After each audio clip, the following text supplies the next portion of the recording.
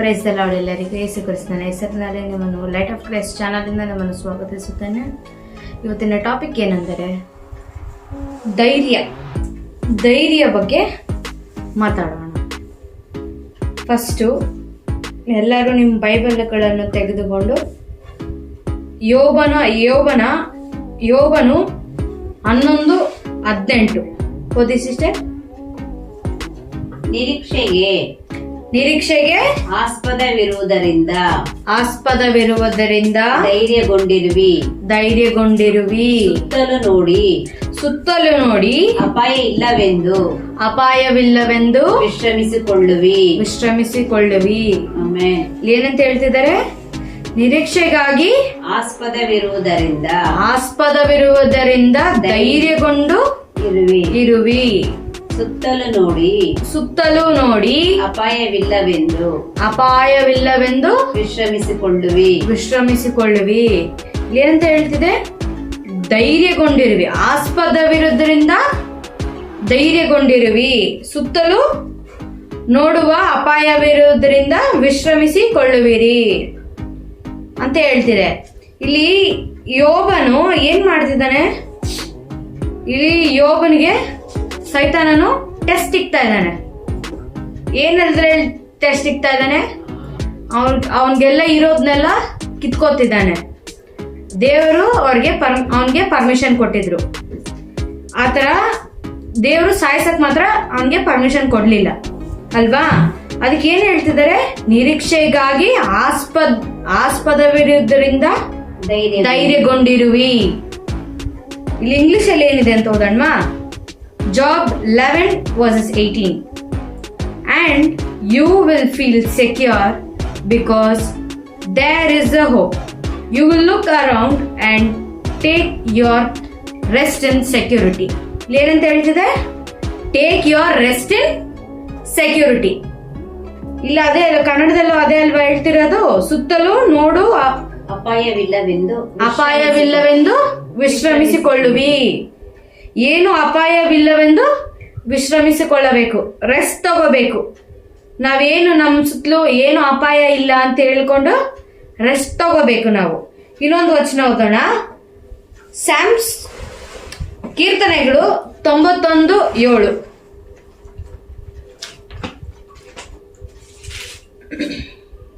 ಓದಿ ಸಿಸ್ಟರ್. ನಿನ್ನ ಮಗ್ಗಲಲ್ಲಿ 1,000 ಜನರು, ನಿನ್ನ ಮಗ್ಗಲಲ್ಲಿ 1,000 ಜನರು, ನಿನ್ನ ಬಲಗಡೆಯಲ್ಲಿ 10,000 ಜನರು, ನಿನ್ನ ಬಲಗಡೆಯಲ್ಲಿ 10,000 ಜನರು ಸತ್ತು ಬಿದ್ದರು ನಿನಗೇನು ತಟ್ಟದು.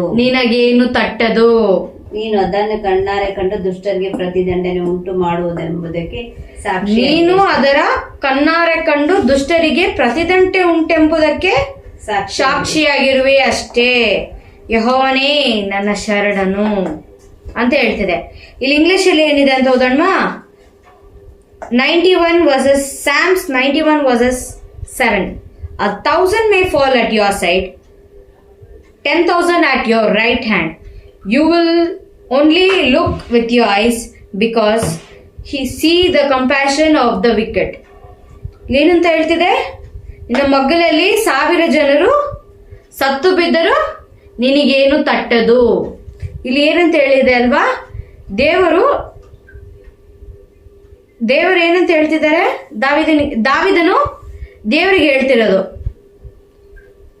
ನನ್ನ ಮಗ್ಗಲಲ್ಲಿ 1,000 ಜನರು ಸತ್ತು ಬಿದ್ದರು ನಮಗೇನು ತಟ್ಟದು, ನಿನಗೇನು ತಟ್ಟದು ಅಂತ ಹೇಳ್ತಿದ್ದಾರೆ ಅಲ್ವಾ?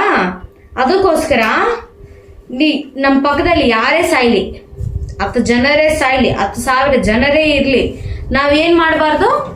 ಭಯ ಪಡಬಾರ್ದು, ದಿಗ್ಭ್ರಮೆಗೊಳ್ಳದಿರ್ಬೇಕು. ಇನ್ನೊಂದು ವಚನ ಓದೋಣ್ವಾ? ಮತ್ತಾಯ 9:22.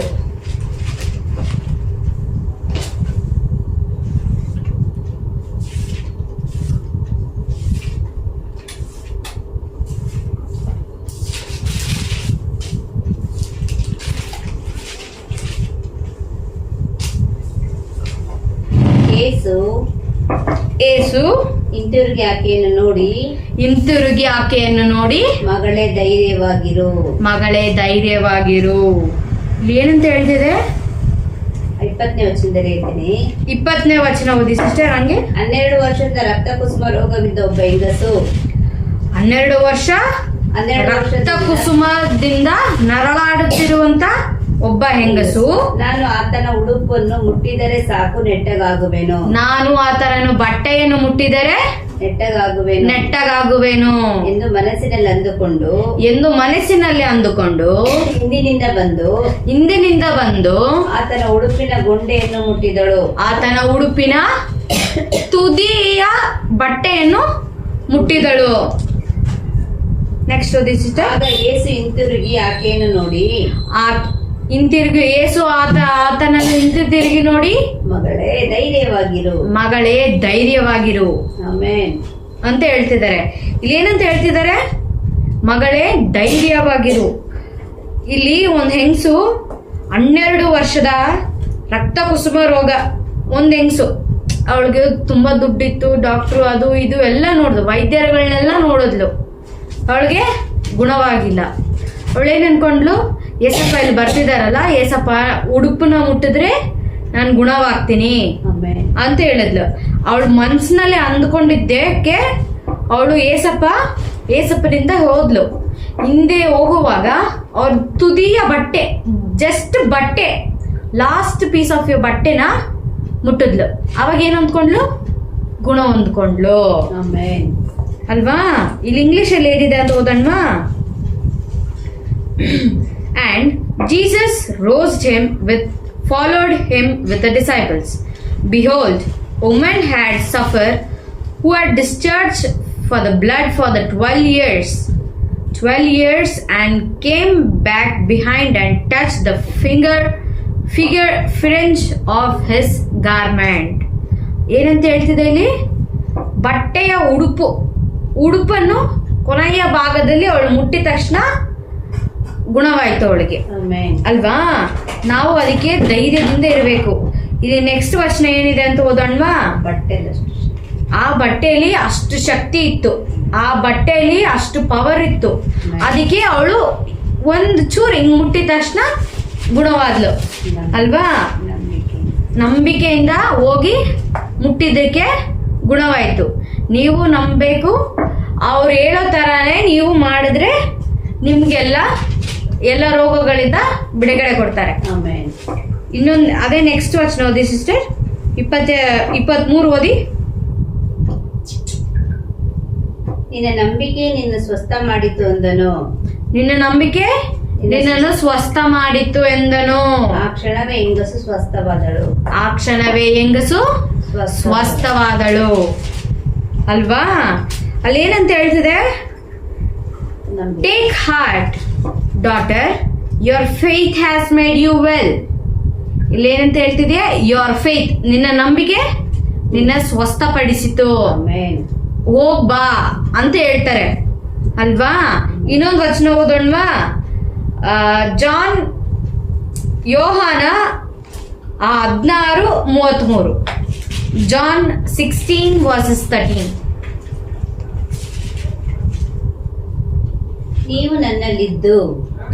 ನೀವು ನನ್ನಲ್ಲಿದ್ದು ಮನಃಶಾಂತಿಯನ್ನು ಹೊಂದಿಯವರಾಗಿ ಇರಬೇಕೆಂದು ಇದೆಲ್ಲ ನಿಮಗೆ ಹೇಳಿದ್ದೇನೆ. ಲೋಕದಲ್ಲಿ ನಿಮಗೆ ಸಂಕಟ ಉಂಟು, ಧೈರ್ಯವಾಗಿರಿ, ನಾನು ಲೋಕವನ್ನು ಜಯಿಸಿದ್ದೇನೆ ಎಂದು. ನಾನು ಲೋಕವನ್ನು ಜಯಿಸಿದ ಪ್ರಕಾರ ನೀವು ಲೋಕವನ್ನು ಜಯಿಸಬೇಕು ಅಂತ ಹೇಳ್ತಿದ್ದಾರೆ. ಅದಕ್ಕೋಸ್ಕರ ನಾವಿಲ್ಲಿ ಏನನ್ನ ಜಯಿಸ್ಬೇಕು? ಏಸಪ್ಪ ಈ ಲೋಕನ ಗೆದ್ರು ಅಲ್ವಾ? ಅವರು ಜಯಿಸ್ಕೊಂಡ್ರು.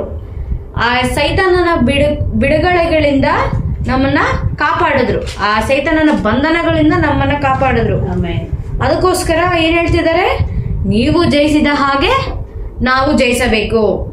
ಪ್ರಾರ್ಥನೆ ಮಾಡುವಾಗ ನೀವು ಜಯಿಸಿದ ಹಾಗೇನೆ ನಾವು ಈ ಲೋಕವನ್ನು ಜಯಿಸಬೇಕು ಅಂತ ಹೇಳ್ತಿದ್ದಾರೆ ಅಲ್ವಾ? ಇಂಗ್ಲಿಷ್ ಅಲ್ಲಿ ಏನಿದೆ ಅಂತ ಓದೋಣವಾ? I have said these things to you, that in me you have made peace. In the world you have a tribulation, but take a heart, I have overcome the world. What he is telling here? I have overcome the world. So you people also, you should overcome the world, he is telling, right? Next ವಚನ ಓದೋಣ sister.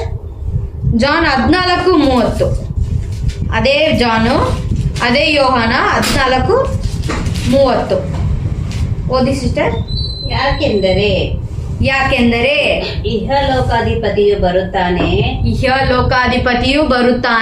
ಅವನಿಗೆ ಸಂಬಂಧಪಟ್ಟದ್ದು ಯಾವುದೊಂದು ನನ್ನಲ್ಲಿಲ್ಲ. English ಅಲ್ಲಿ ಓದೋಣ. I will no longer talk much with you, for the ruler of this world is coming.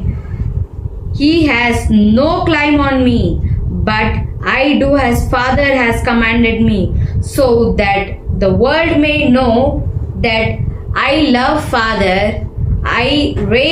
Let us go from here. ಏನಂತ ಹೇಳ್ತಿದೆ? I love Father ಅಲ್ವಾ? ಇಲ್ಲೇನಂತ ಹೇಳ್ತಿದೆ? ನಾನು ನನ್ನ ತಂದೆಯನ್ನು ಪ್ರೀತಿಸಿದ ಹಾಗೆ ಲೋಕಕ್ಕೆ ತಿಳಿದಿರಬೇಕೆಂದು ತಂದೆಯು ನನಗೆ ಕೊಟ್ಟ ಆಜ್ಞೆಯ ಮೇರೆಗೆ ತಂದೆಯು ನನಗೆ ಕೊಟ್ಟಿರುವಂತ ಆಜ್ಞೆಯ ಪ್ರಕಾರ ಇದನ್ನು ಮಾಡುತ್ತೇನೆ ಅಲ್ವಾ? ಅವ್ರ ತಂದೆಯನ್ನು ತುಂಬಾ ನಂಬಿದ್ರು, ತುಂಬಾ ಅವ್ರು ಹೇಳಿರೋ ಪ್ರಕಾರ ಎಲ್ಲ ಮಾಡ್ತಾ ಇದ್ರು. ಅದಕ್ಕೆ ಏನಂತ ಹೇಳ್ತಿದ್ದಾರೆ? ಇಹಲೋಕಾಧಿಪತಿ ಹತ್ರ ಇರುವಂತದ್ದು ಯಾವುದು ನನ್ನಲ್ಲಿಲ್ಲ. ಇಹಲೋಕಾಧಿಪತಿ ಅಂತ ಇರುವಂತದ್ದು ಯಾವುದು ನನ್ನಲ್ಲಿಲ್ಲ, ನಮ್ಮಲ್ಲಿಲ್ಲ ಅಂತ ಮಾಡ್ಬೇಕು. ಇಹಲೋಕಾಧಿಪತಿಗಳು ಅವನ ಹತ್ರ ಇದ್ದಿದ್ದು ಏನೇನು? ಚಿನ್ನ ಬೆಳ್ಳಿ ಅಲ್ಲ. ಗಲಾತ್ಯ 5:19, ಗಲೇಷಿಯನ್ಸ್ 5:19.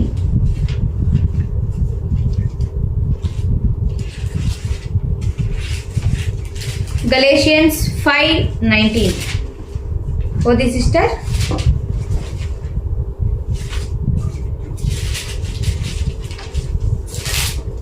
ಶರೀರ ಭಾವದ ಕರ್ಮಗಳು ಪ್ರಸಿದ್ಧಿ ಬಗ್ಗೆ ಯಾವುದೆಂದರೆ ಶರೀರ ಭಾವದ ಕರ್ಮಗಳು ಯಾವುದೆಂದರೆ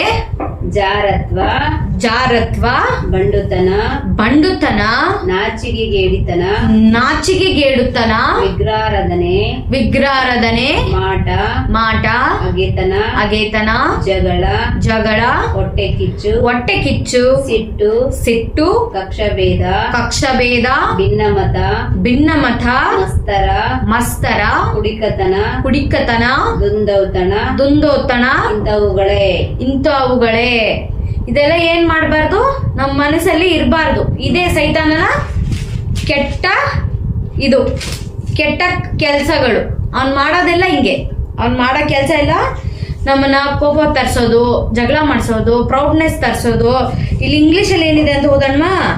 Now the works of the flesh are evident: sexual immorality, impurity, sensuality, idolatry, enmity, strife, jealous, the fits of anger, dissension, divisions, envy, drunkenness, orgies, like are the things I warn you, as I warned you before, that who does not inherit in the kingdom of God.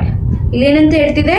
ಈ ಕೆಟ್ಟ ಚಟಗಳು ಇರಬಾರ್ದು ನಮ್ಮ ಹತ್ರ, ಈ ಕೆಟ್ಟತನಗಳು ಇರಬಾರ್ದು. ಇದು evil spirit ಮಾಡುವಂತ ಕ್ರಿಯೆ. ನಮ್ಮಲ್ಲಿ ಮೇನ್ ಸ್ಪೆಷಲ್ ಆಗಿ ಮನುಷ್ಯರಲ್ಲಿ ಮಾಡುವಂತ ಈ ಕ್ರಿಯೆಗಳು ಓಡಿಸ್ಬೇಕು. ನಾವು ಅದನ್ನ ನಮ್ಮ ಕಂಟ್ರೋಲ್ ಅಲ್ಲಿ ಇಟ್ಕೋಬೇಕು. ಕೆಟ್ಟ ಮಾತು ಮಾತಾಡೋದು, ಪ್ರೌಡ್ನೆಸ್ ತೋರ್ಸೋದು, ಅಹಂಕಾರ ತೋರ್ಸೋದು, ಬೇಕಂತ ಅದು ಇದು ವೇಸ್ಟ್ ಕೆಲಸಗಳನ್ನ ಮಾಡೋದು, ದೇವ್ರ ನಾಮ ದೂಷಣೆ ಮಾಡೋದು, ಅದು ಮೇನ್ ಮಾಡಬಾರದು ಅಲ್ವಾ? ನೆಕ್ಸ್ಟ್ ಈ ಲೋಕದಲ್ಲಿ ನಮಗೆ ಸಂಕಷ್ಟಗಳು ಉಂಟು, ಉಪದ್ರವಗಳು ಉಂಟು. ನಾನು ಈ ಲೋಕವನ್ನು ಜಯಿಸಿದ ಹಾಗೆ ನೀವು ಈ ಲೋಕವನ್ನು ಜಯಿಸಬೇಕು. ಏನಂತ ಹೇಳ್ತಿದೆ ಇಲ್ಲಿ? ಲೋಕವನ್ನು ದೇಸು ಹೆಂಗೆ ಲೋಕವನ್ನು ಜಯಿಸಿದ್ರು ಹಂಗೆ ನಾವು ಈ ಲೋಕವನ್ನು ಜಯಿಸಬೇಕು ಅಲ್ವಾ? ಅದಕ್ಕೋಸ್ಕರ ಈಗ ಅದೇ ವಚನನ ಮತ್ತೆ ಓದಿ ಸಿಸ್ಟರ್. ಯಾವ ವಚನ? Galatians 5:19.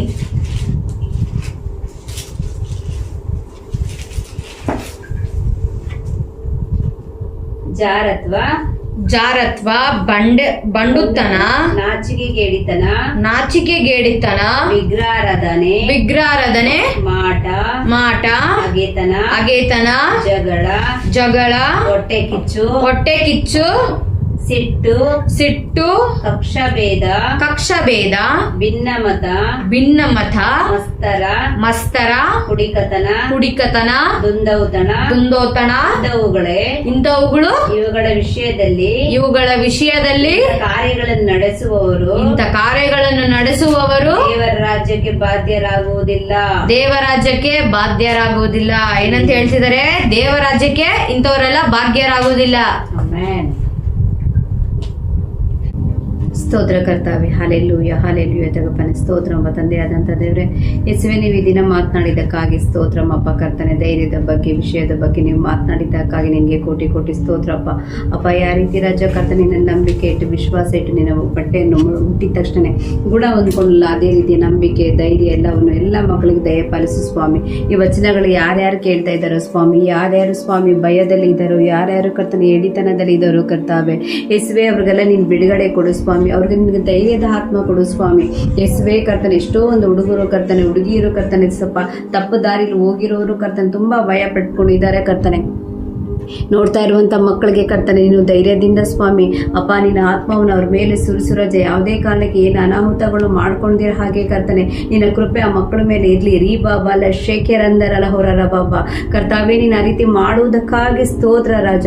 ನಿನ್ನಿಂದ ಏಡಿತನದ ಆತ್ಮ ಕೊಟ್ಟಿಲ್ಲ, ನಾನು ನಿನ್ನ ಧೈರ್ಯದ ಆತ್ಮ ಕೊಟ್ಟಿದ್ದೀನಿ ಅಂತ ಹೇಳಿದಿರ ಏಸಪ್ಪ. ನೀವು ಎಲ್ಲರಿಗೂ ಧೈರ್ಯದ ಆತ್ಮ ಕೊಟ್ಟು ಕರ್ತನೆ ಲೋಕವನ್ನು ಕರ್ತನೆ ನೀವು ಜಯಿಸಿದ ಹಾಗೆ ಕರ್ತನೆ ಎಲ್ಲ ಮಕ್ಕಳು ಜಯಿಸುವ ಹಾಗೆ ಕರ್ತನೆ ನಿನ್ನ ಆತ್ಮ ಒಬ್ಬೊಬ್ಬರ ಮೇಲೆ ಏರಳವಾಗಿ ಸುರಿಸಬೇಕಂತ ನಾನು ಪ್ರಾರ್ಥಿಸ್ತಾ ಇದ್ದೀನಿ ಸಪ್ಪ. ನಾವು ಬೇಡ್ಕೋತಾ ಇದ್ದೀವಿ ಸ್ವಾಮಿ. ನೀನು ಆ ರೀತಿ ಮಾಡಿದ್ದಕ್ಕಾಗಿ ಸ್ತೋತ್ರ ರಾಜ.